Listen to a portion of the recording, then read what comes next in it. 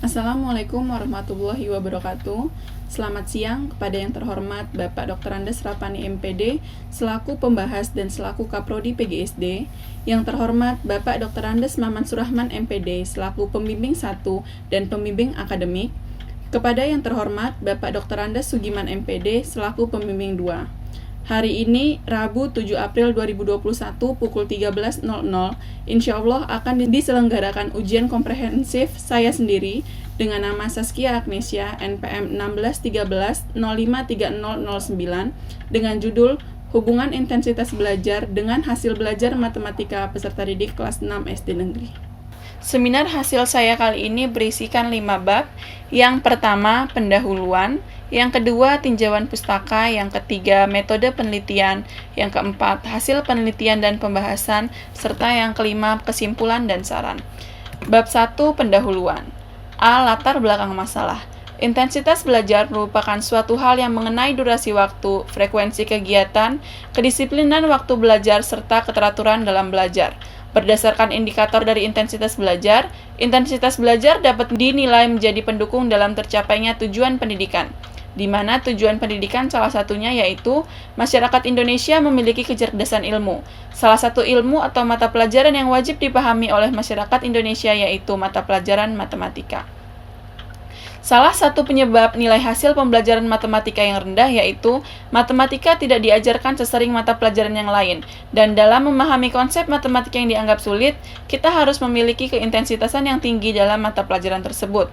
Terlebih lagi karena adanya pandemi COVID-19 ini menyebabkan berkurangnya intensitas belajar peserta didik. B. Identifikasi masalah.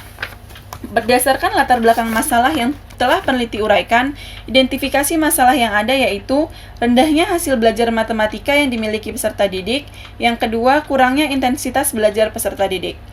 C. Pembatasan masalah. Berdasarkan latar belakang dan identifikasi masalah, peneliti membatasi masalah dalam penelitian ini adalah kurangnya intensitas belajar dan rendahnya hasil belajar matematika.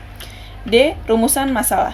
Berdasarkan latar belakang masalah, identifikasi masalah, serta pembahasan masalah yang telah diuraikan, maka peneliti merumuskan masalah sebagai berikut. Apakah terdapat hubungan antara intensitas belajar dengan hasil belajar matematika peserta didik kelas 6 di SD Negeri 1 Air Mancur? E. Tujuan penelitian. Berdasarkan latar belakang masalah, identifikasi masalah, pembatasan masalah, serta rumusan masalah, maka tujuan dalam penelitian ini untuk mengetahui hubungan antara intensitas belajar peserta didik dengan hasil belajar matematika peserta didik kelas 6 SD Negeri 1 Air Mancur. F. Manfaat penelitian. Berdasarkan tujuan penelitian yang hendak dicapai, maka penelitian ini diharapkan mempunyai manfaat dalam pendidikan, baik secara langsung maupun tidak langsung. Adapun manfaat penelitian ini adalah sebagai berikut. Manfaat teoritis, memberikan sumbangan pemikiran bagi pembaharuan sistem pembelajaran daring sesuai dengan kondisi pandemik COVID-19.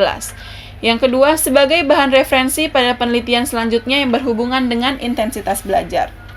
Manfaat praktis. Yang pertama, bagi peserta didik. Melalui penelitian ini, peserta didik semakin termotivasi lagi untuk belajar, baik di lingkungan sekolah maupun di lingkungan rumah, sehingga pengetahuan dan pengalamannya dapat bertambah dengan tujuan meningkatkan hasil belajar. B. Pendidik.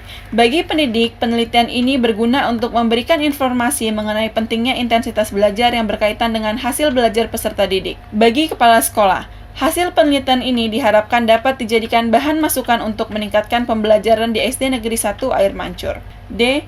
Bagi peneliti, hasil penelitian ini dapat memotivasi peneliti untuk selalu belajar agar peneliti dapat menjadi pendidik yang mempunyai kompetensi sebagaimana mestinya. Bagi peneliti lain, hasil penelitian ini dapat menjadi referensi untuk penelitian selanjutnya yang sejenis. Bagi orang tua, hasil penelitian ini dapat menjadi tolak ukur orang tua mengenai pentingnya intensitas belajar dalam peningkatan hasil belajar. Selanjutnya, bab 2, tinjauan pustaka. A. Intensitas belajar. Pengertian intensitas belajar menurut Kamus Besar Bahasa Indonesia tahun 2008 halaman 560, menurut Sujana 2005 halaman 19, menurut Selang dan kawan-kawan 2015 halaman 92, Kesimpulannya adalah, intensitas belajar suatu hal pendukung dalam keberhasilan belajar. Intensitas adalah kedisiplinan waktu dalam belajar yang dimiliki oleh peserta didik. Keteraturan-keteraturan dalam belajar, perubahan dalam pengetahuan, pemahaman, keterampilan nilai, dan arah sikap.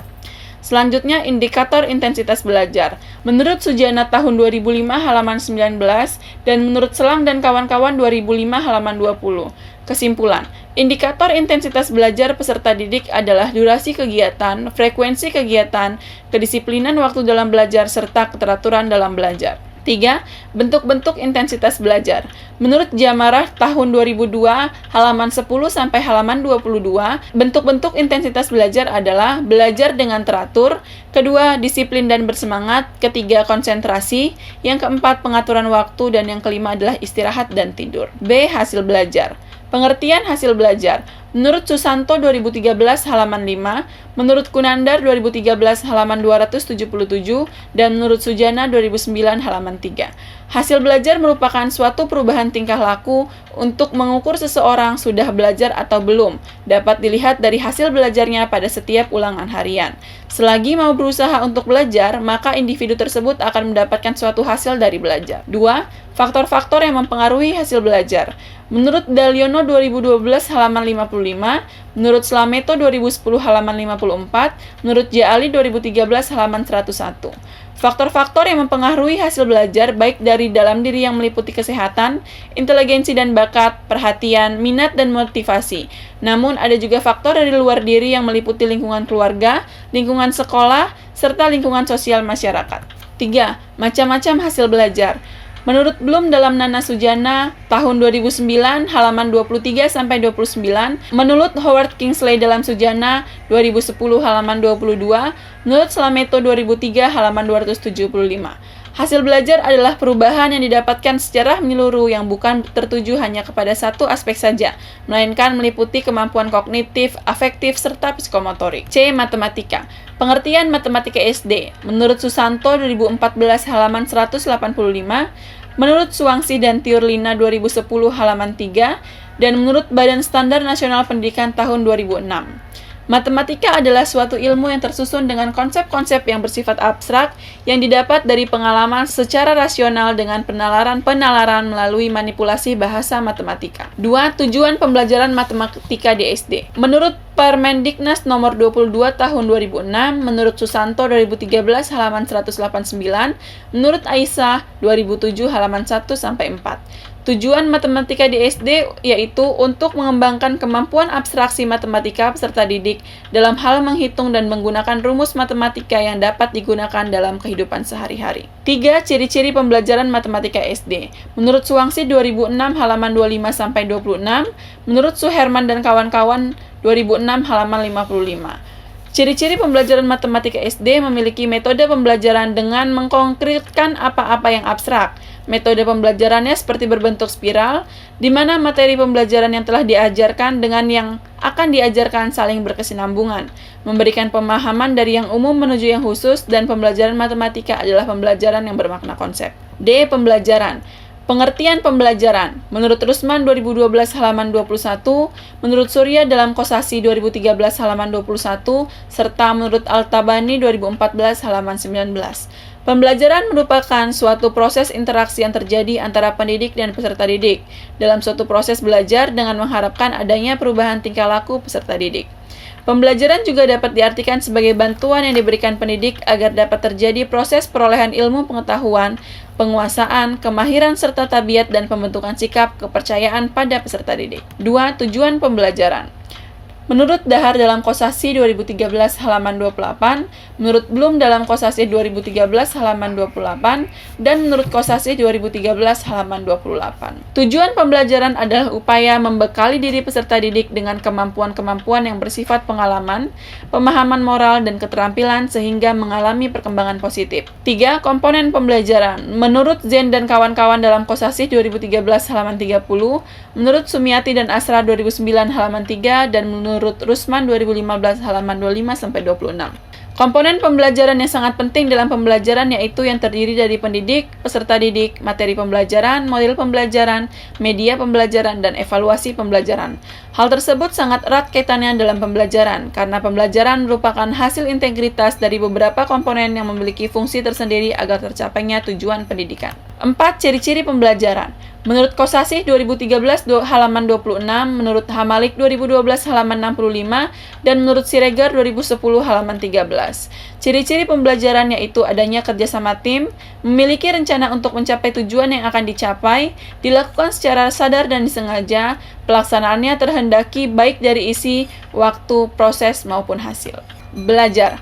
Pengertian belajar. Menurut Jihad 2013 halaman 1 dan 2, menurut Dimyati 2013 halaman 7, menurut Sadirman 2014 halaman 20.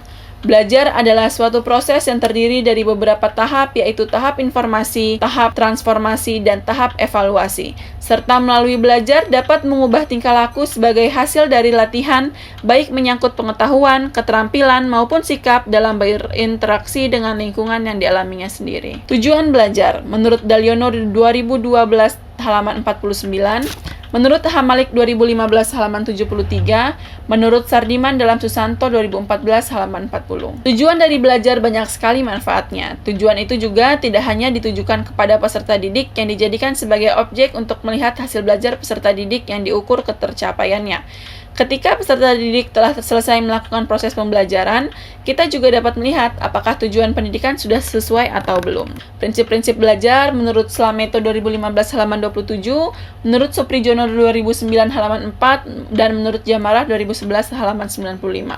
Prinsip belajar merupakan proses yang dilakukan berdasarkan pengalaman, berbuat, mereaksi, dan melampaui yang mana yang pengalaman yang diperoleh dari lingkungan, dan beragam mata pelajaran yang bertujuan untuk adanya perubahan tingkah laku dan memberikan pengaruh yang besar terhadap hasil belajar peserta didik. Ciri-ciri belajar menurut Jamarah 2012 halaman 15, menurut Anurrahman dalam Purwati dan kawan-kawan halaman 7 tahun 2018. Ciri-ciri belajar adalah belajar dapat terjadi karena disadari dan dijalankan oleh individu yang belajar, dan belajar ditandai dengan adanya perubahan tingkah laku. Penelitian yang relevan. Menurut Tempu Surahman tahun 2014, menurut Yulianto dan kawan-kawan halaman 2013, dan menurut Salama 2011, Septianingsih dan kawan-kawan 2015. Kerangka berpikir. Kerangka berpikir dalam penelitian ini yaitu variabel X yang berisikan tentang intensitas belajar dan variabel Y yang berisikan hasil belajar matematika peserta didik. Hipotesis penelitian. Berdasarkan penelitian tersebut, maka hipotesis penelitian dalam penelitian ini sebagai berikut, yaitu terdapat hubungan antara intensitas belajar dengan hasil belajar matematika peserta didik kelas 6 di SD Negeri 1 Air Mancur.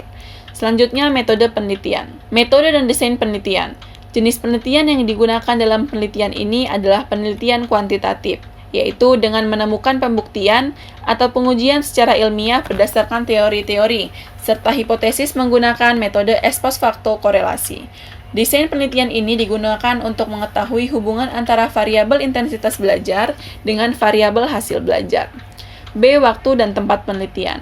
Waktu penelitian. Penelitian ini dilaksanakan pada semester ganjil tahun ajaran 2020-2021 di kelas 6 SD Negeri 1 Air Mancur. Tempat penelitian. Penelitian ini dilaksanakan di SD Negeri 1 Air Mancur, Kecamatan Teluk Betung Utara, Kota Bandar Lampung. Populasi dan sampel penelitian. 1. Populasi penelitian. Populasi dalam penelitian ini adalah peserta didik kelas 6 SD Negeri 1 Air Mancur tahun ajaran 2020-2021. Bisa dilihat pada tabel. Untuk kelas 6A jumlah peserta 30 orang, untuk kelas B berisikan 30 orang sehingga jumlah populasi adalah 60 orang. Dengan sampel penelitian yang digunakan adalah total sampling sehingga sampel dari penelitian ini sebanyak 60 peserta didik. Variabel penelitian. Variabel bebas yaitu intensitas belajar peserta didik kelas 6 SD Negeri 1 Air Mancur yang diberi lambang dengan huruf X. Variabel terikat yaitu hasil belajar matematika peserta didik kelas 6 SD Negeri 1 Air Mancur yang diberi lambang dengan huruf Y. Definisi konseptual dan operasional variabel. Untuk definisi konseptual dan operasional variabel berisikan tentang intensitas belajar dan hasil belajar. Instrumen penelitian. 1. Kuesioner atau angket. Kuesioner penelitian ini menggunakan indikator intensitas belajar sebagai acuan dan menggunakan skala penilaian Likert. Yang kedua, dokumentasi. Dokumentasi yang digunakan dalam penelitian ini adalah hasil belajar ulangan matematika pada kelas 5 tahun ajaran 2019-2020 SD Negeri 1 Air Mancur. G. Uji instrumen. Uji validitas instrumen.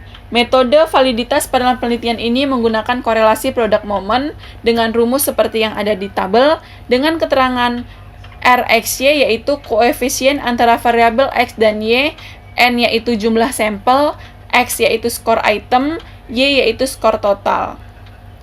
Tabel R untuk alpha sama dengan 0,05 dan derajat kebesaran DK sama dengan N-2 dengan kaidah keputusan jika R hitung lebih besar dari R tabel berarti valid.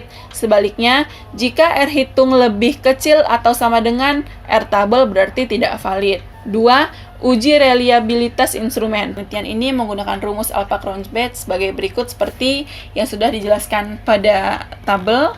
Menurut Syofian 2013 halaman 90, kriteria uji reliabilitas bisa dikatakan reliable jika koefisien reliabilitasnya R11 lebih besar dari 0,6.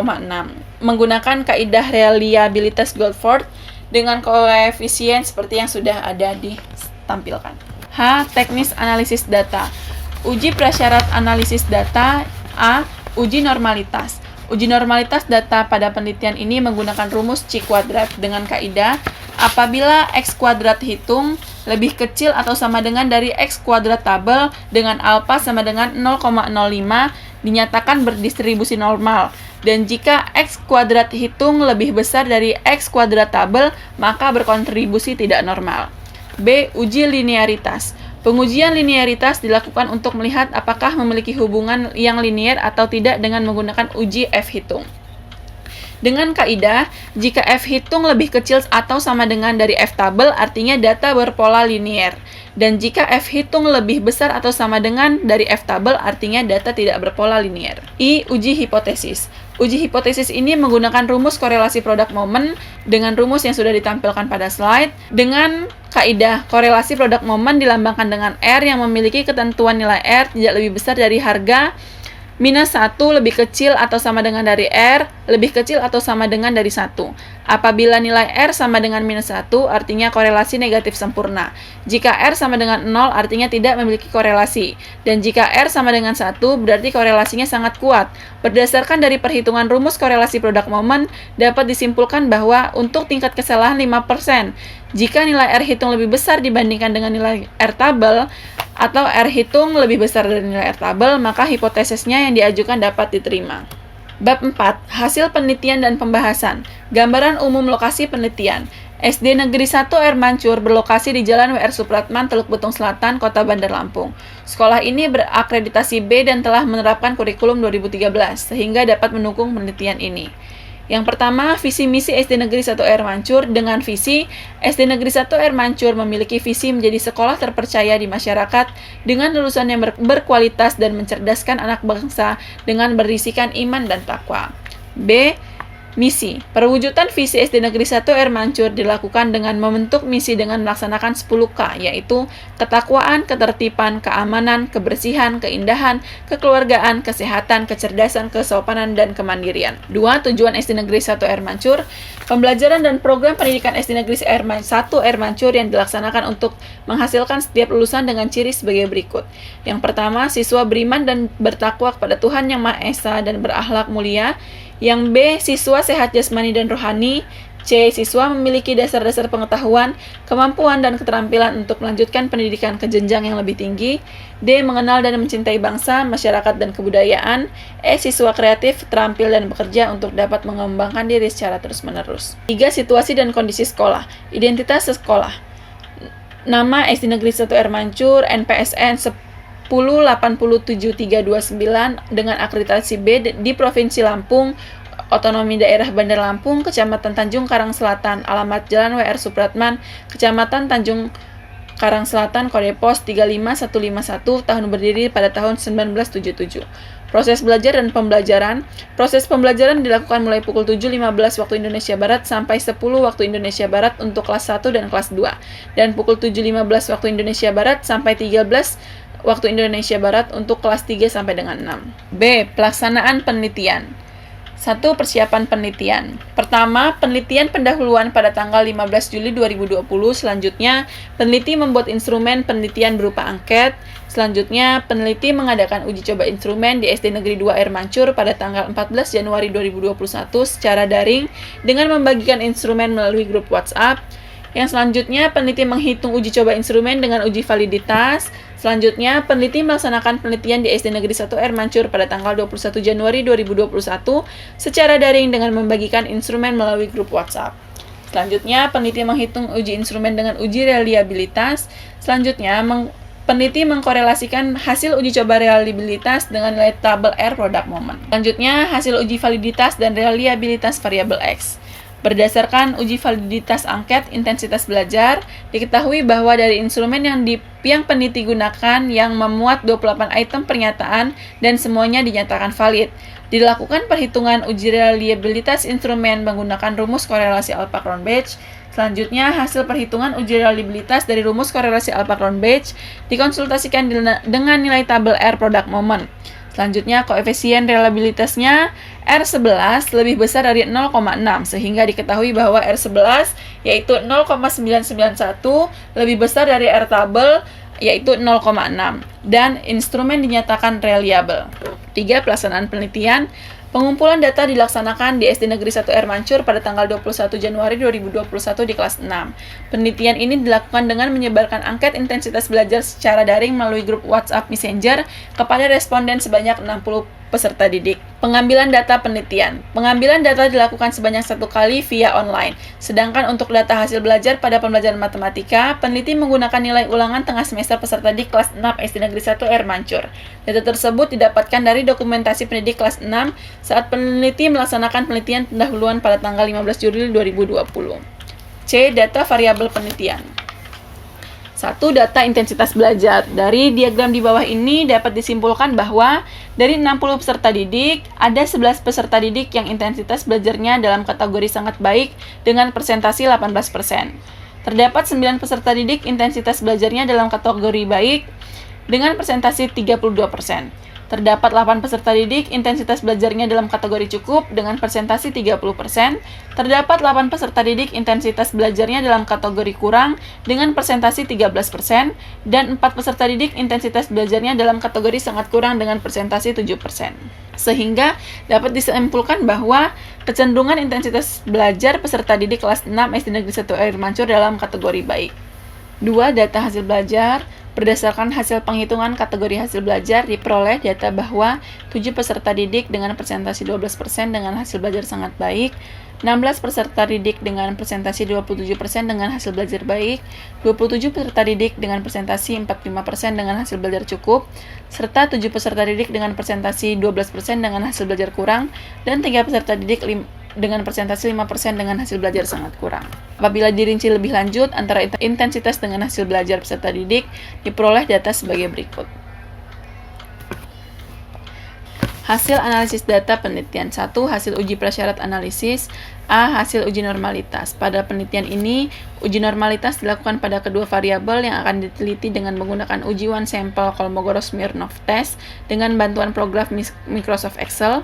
Dengan kriterianya adalah taraf signifikansi 5% data dikatakan berdistribusi normal apabila nilai signifikan yang diperoleh D lebih besar dari K. Dengan demikian dapat disimpulkan bahwa sebaran data dari kedua variabel tersebut berdistribusi normal. Hasil uji linearitas dapat dilihat pada tabel. Pengujian linearitas dilakukan dengan uji statistika. Hubungan antara variabel bebas dan variabel terikat dikatakan linear apabila signifikasi F hitung yang diperoleh lebih besar dari taraf signifikasi 0,05. Hasil uji hipotesis. Uji hipotesis dilakukan menggunakan uji korelasi product moment. Berdasarkan pengolahan data, didapatkan perhitungan koefisien product moment sebesar 1. Pada penelitian ini, peneliti menetapkan taraf kesalahan 5%, N sama dengan 60, maka harga R tabel sama dengan 0,172. Pada penelitian ini, data R hitung ternyata lebih besar dari harga R tabel sebesar 1, sehingga disimpulkan ada hubungan positif dan nilai koefisien korelasi antara intensitas belajar dan hasil belajar sebesar 1. Pada uji yang telah dipaparkan di atas, diketahui R sama dengan 1, sehingga koefisien determinasinya R kuadrat sama dengan 1 sama dengan 1. Hal ini berarti bahwa hasil belajar 100% ditentukan oleh besarnya intensitas belajar. Pembahasan. 1. Intensitas belajar SD Negeri 1 Air Mancur. Berdasarkan analisis data variabel mengenai penelitian ini, dengan memperoleh kecenderungan intensitas belajar sebanyak 19 peserta didik dengan persentase 32% dalam kategori baik. 2. Hasil belajar SD Negeri 1 Air Mancur. Berdasarkan pengolahan data mengenai hasil belajar, diperoleh kecenderungan hasil belajar sebanyak 27 peserta didik dengan persentase 45% dalam kategori cukup. 3. Hubungan antara intensitas belajar dengan hasil belajar di SD Negeri 1 Air Mancur. Terdapat hubungan yang positif dan signifikan antara intensitas belajar peserta didik dengan hasil belajar matematika peserta didik kelas 6 SD Negeri 1 Air Mancur tahun ajaran 2020-2021. 5. Kesimpulan dan saran. Dengan kesimpulan, berdasarkan hasil penelitian dan pembahasan tentang hubungan intensitas belajar dengan hasil belajar peserta didik kelas 6 SD Negeri 1 Air Mancur, maka dapat disimpulkan bahwa terdapat hubungan yang positif dan signifikan antara intensitas belajar dengan hasil belajar peserta didik kelas 6 SD Negeri 1 Air Mancur, ditunjukkan dengan taraf sangat kuat. B. Saran. Bagi peserta didik, diharapkan peserta didik dapat meningkatkan kembali intensitas belajarnya sehingga hasil belajar didapatkan akan maksimal. 2. Bagi pendidik, diharapkan dalam proses belajar, pendidik mampu meningkatkan intensitas belajar guna memperoleh hasil belajar yang baik dalam kegiatan pembelajaran tersebut. Bagi kepala sekolah, diharapkan kepala sekolah dapat mengarahkan pendidik dalam proses belajar mengajar dalam memberikan materi pelajaran. Bagi peneliti lain, diharapkan penelitian ini dijadikan sebagai salah satu referensi atau dapat menjadi gambaran untuk memulai. Bagi orang tua, diharapkan agar orang tua dapat lebih memperhatikan anaknya dalam belajar serta memberikan motivasi. Demikian presentasi yang dapat saya sampaikan. Apabila ada kesalahan kata, saya mohon maaf. Wabillahi taufiq wal hidayah. Wassalamualaikum warahmatullahi wabarakatuh.